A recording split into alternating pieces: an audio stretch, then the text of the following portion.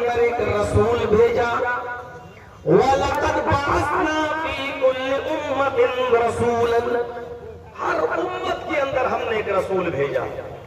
इस बात को ज़हन में रखिए कि हर कौम में, हर उम्मत में एक रसूल आया, और उस रसूल की दावत क्या थी, उस रसूल का पैगाम क्या था, अनअबुदुल्लाह, आए लोगों एक अल्लाह की इबादत करो, उसी की पूजा करो, उसी की परस्तिश करो, उसी की भक्ति करो, उसके अलावा तुम्हारा कोई माबूद नहीं है। अल्लाह तबारक व तआला ने मोहम्मद रसूलुल्लाह सल्लल्लाहु अलैहि वसल्लम को भी हुक्म दिया कि आप भी अहले किताब को निमंत्रण दो, उनको दावत दो, उनको बुलाओ, और किस अंदाज से बुलाओ, क़ुल या अहलल किताबी तालू इला कलिमतिन सवाइन बैनना व बैनकुम अल्ला नअबुदा इल्लल्लाह। ऐ मोहम्मद सल्लल्लाहु अलैहि वसल्लम, आप ऐलान कर दीजिए, अनाउंसमेंट कर दीजिए, आए अहले किताब, आए यहूद व नसारा, आए वो लोगों जिनको किताब दी गई है, आओ एक ऐसे कलमे की तरफ, तालू इला कलिमतिन सवाइन बैनना व बैनकुम, आओ एक ऐसे मूल मंत्र की तरफ, आओ एक ऐसे कलमे की तरफ जो हमारे और तुम्हारे दरमियान बराबर है। और वो कलमा क्या है, जो सबका कलमा एक है, अल्लाह नअबुदा इल्लल्लाह। वो कलमा क्या है कि हम अल्लाह के अलावा किसी की इबादत नहीं करेंगे, अल्लाह के अलावा किसी को अपना माबूद नहीं समझेंगे। ला इलाहा इल्लल्लाह, अल्लाह के अलावा हमारा कोई माबूद नहीं।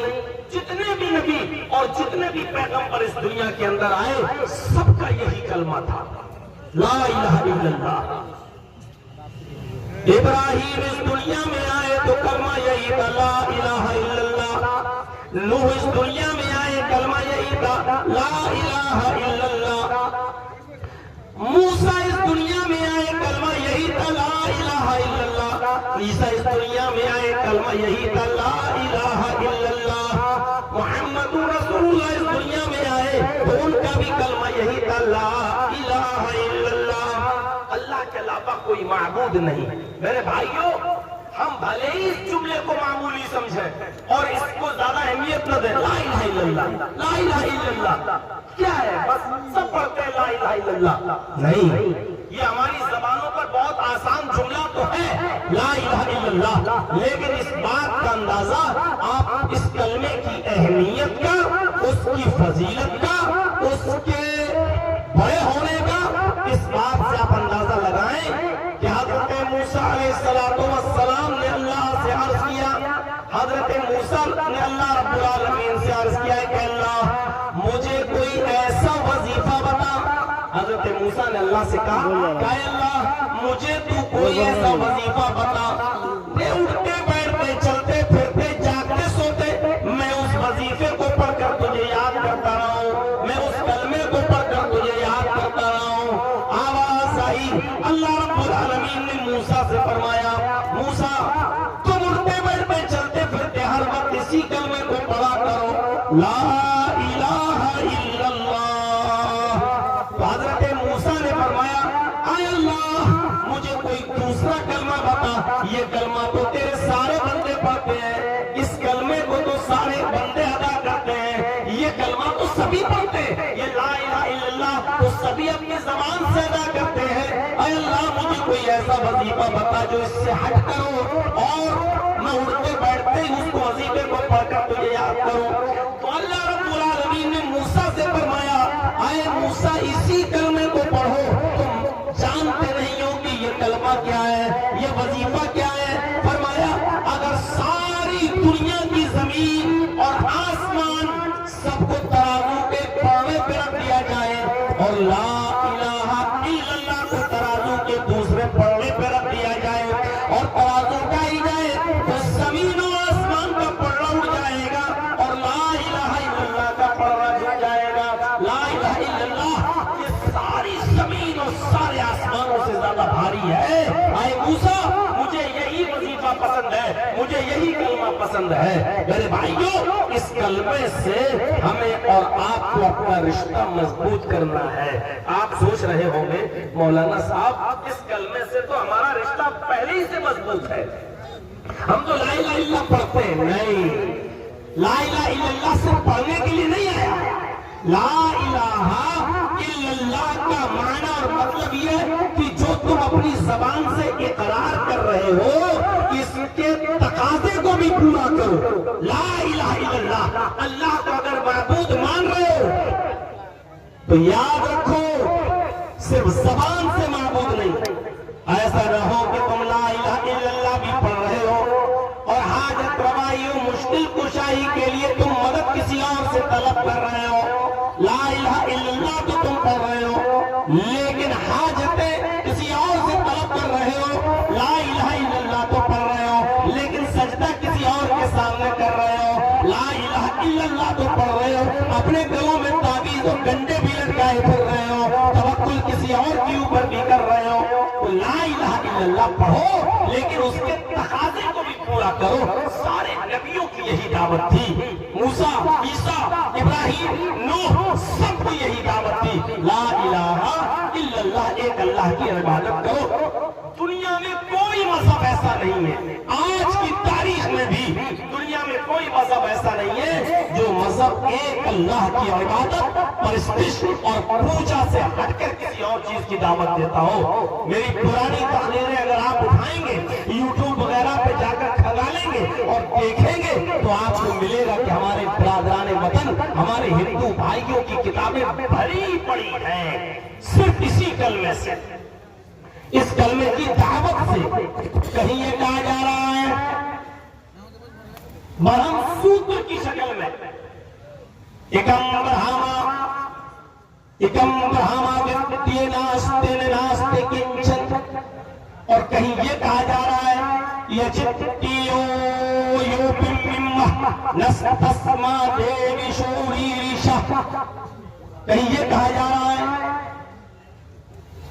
और करिए एक ही ब्रह्मांड का रचयिता और रचनाकार है, इस दुनिया का बनाने वाला एक ही है। ब्रह्मा ब्रह्मांड का रचयिता और रचनाकार, क्रिएटर ऑफ यूनिवर्स, पूरी कायनात का खालिक, इस ब्रह्मांड का रचयिता और रचनाकार एक ही है।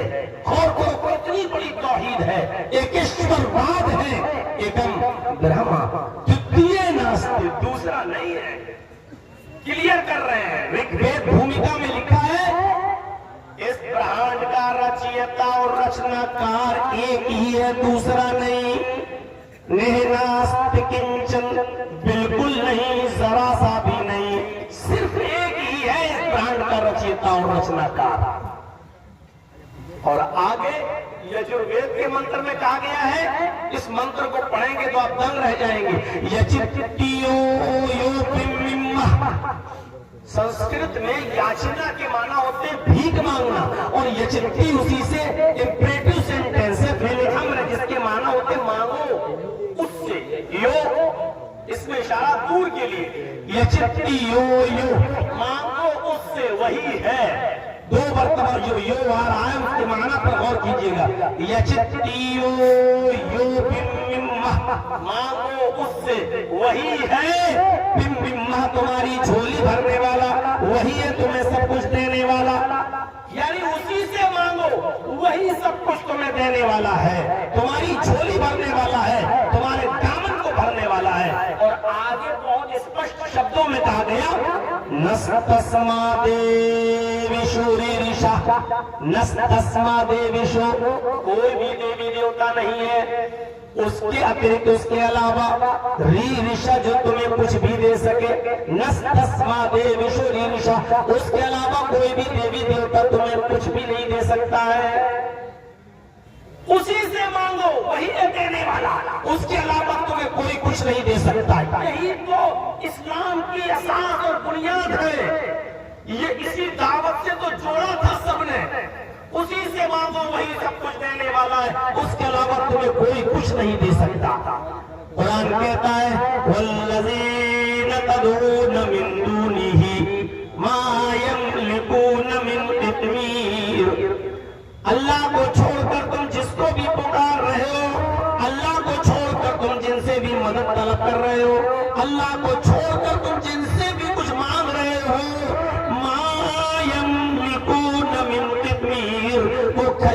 की गुठली के छिलके के भी मालिक नहीं है।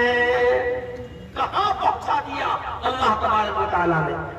तुम जिनको भी कुछ समझ रहे हो ना, उनकी हैसियत यह है कि वो खजूर की गुठली के छिलके के भी, एक तो होती है खजूर, खजूर तो बहुत बड़ी चीज हो गई, फिर होती है खजूर को निकाल लो गुठली, गुठली भी बहुत बड़ी चीज हो गई। गुठली के ऊपर भी एक हल्का सा परत होता है, ऐसे करेंगे आप नाखून मारेंगे तो हल्का सा छिलका झिल्ली निकलेगी। अल्लाह कहता है अल्लाह को छोड़कर तुम जिनको भी पुकार रहे हो, जिनसे भी मांग रहे हो, ये खजूर की गुठली के छिलके के भी मालिक नहीं है।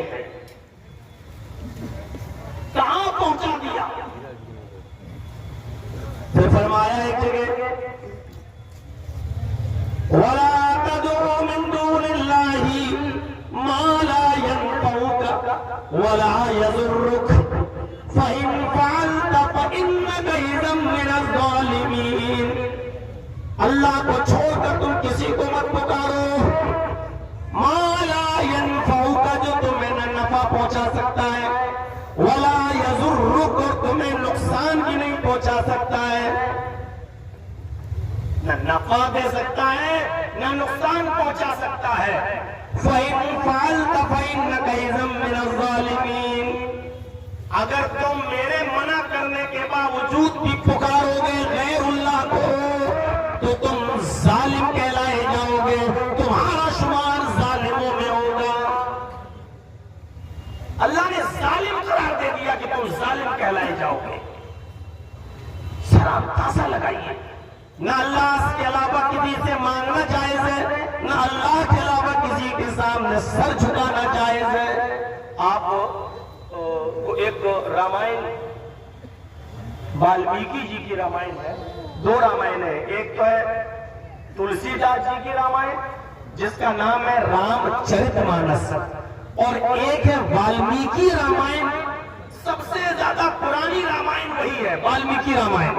वाल्मीकि रामायण में ये लिखा हुआ है कि जब रावण ने सीता का हरण किया और लेकर गया, और हनुमान और लक्ष्मण जब सीता को रावण के चंगुल से बचाकर लाए, तो रामचंद्र जी के सामने जब प्रस्तुत कर दिया कि लीजिए हम आपकी पत्नी को ले आए, तो रामचंद्र जी की पत्नी सीता जी ने अपने राम के प्रणाम किया, उनको झुका और पैर छूना चाहा।